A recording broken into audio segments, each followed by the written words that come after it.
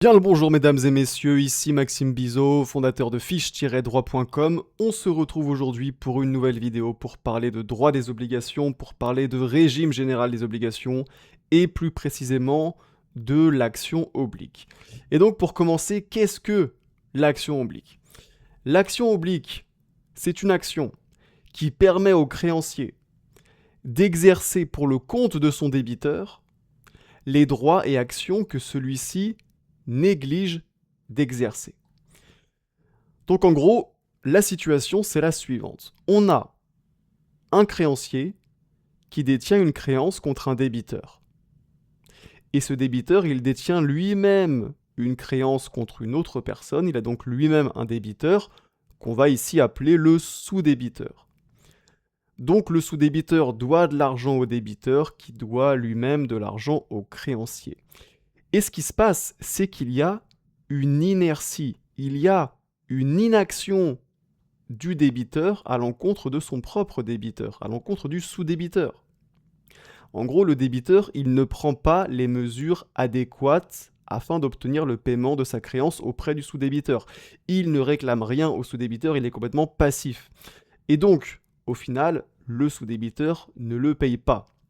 Du coup, le créancier se dit « En fait, mon débiteur, il est relou, parce que s'il continue de rien faire contre le sous-débiteur, bah à tout moment, moi-même, je ne vais pas réussir à obtenir le paiement de ma créance contre le débiteur.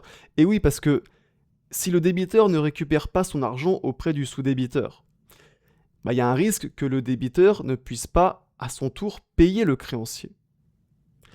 Et donc, à ce moment-là, le créancier, il peut utiliser l'action oblique afin d'exercer à la place du débiteur les droits et actions que celui-ci a à l'encontre du sous-débiteur. Et donc finalement, avec l'action oblique, le créancier, il va agir directement à l'encontre du sous-débiteur afin de contraindre ce dernier à payer le débiteur. Et c'est quoi l'intérêt pour le créancier? Tout simplement, ça va lui permettre de préserver le patrimoine de son débiteur et donc de protéger son gage. Et oui, parce que le créancier, il aura beaucoup plus de chances d'être payé par le débiteur si le débiteur se fait lui-même payer par le sous-débiteur. Ok?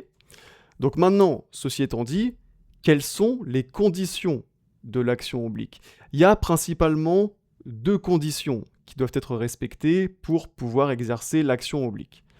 Première condition, on l'a dit, il faut une carence, il faut une inertie du débiteur. En gros, il faut que le débiteur ne fasse rien, ne prenne aucune mesure pour obtenir le paiement de sa créance.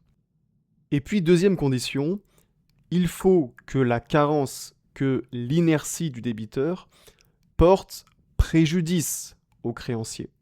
Il faut que le créancier subisse un préjudice. Et concrètement, le préjudice du créancier sera établi si la carence du débiteur a entraîné ou aggravé son insolvabilité. C'est-à-dire si le débiteur se retrouve dans l'impossibilité de payer sa dette au créancier. Donc en gros, si, en raison de son inaction, le débiteur il se retrouve dans une situation où il n'est pas en mesure de payer le créancier, et à ce moment-là, le créancier pourra exercer l'action oblique. Et à l'inverse, si le débiteur est en mesure de payer le créancier, alors le créancier ne pourra pas exercer l'action oblique.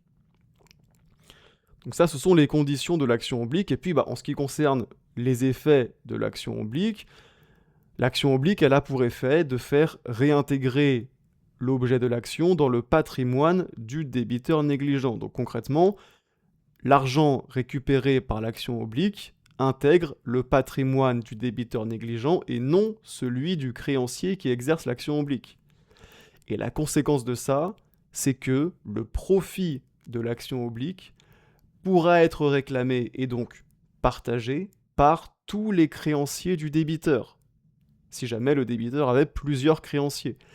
Donc finalement, tous les créanciers profitent de l'action oblique, pas seulement celui qui l'a exercé.